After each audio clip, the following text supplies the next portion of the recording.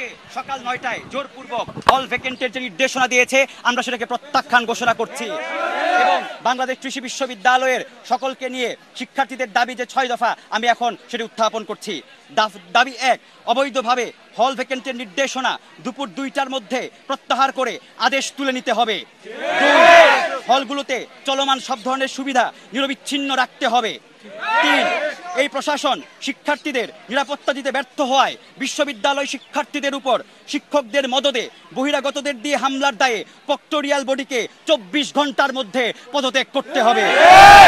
৪, বহিরাগত সন্ত্রাসীদের দ্বারা ককটেল বিস্ফোরণ, লাইব্রেরি স্থাপনা ভাঙচুর এবং দেশীয় অস্ত্র দ্বারা শিক্ষার্থীদের উপর বর্বরচিত হামলা এবং নারী শিক্ষার্থীদের হেনস্থার ঘটনার জন্য উপাচার্যকে প্রকাশ্যে ক্ষমা চাইতে হবে।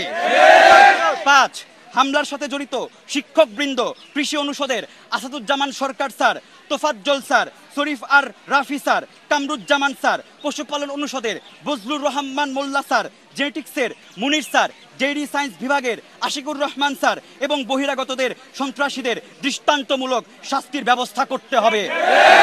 ৬, গত ১ মাস ধরে চলমান এনিম্যাল হাজবেন্ড্রি এবং ভেটেরিনারি শিক্ষার্থীদের যে একক কম্বাইন্ড ডিগ্রির দাবিতে আসছি সেই একক কম্বাইন্ড ডিগ্রি অনতিবিলম্বে প্রদান করতে হবে। তিনটি ভিন্ন ডিগ্রি কোনোভাবেই গ্রহণযোগ্য নয়।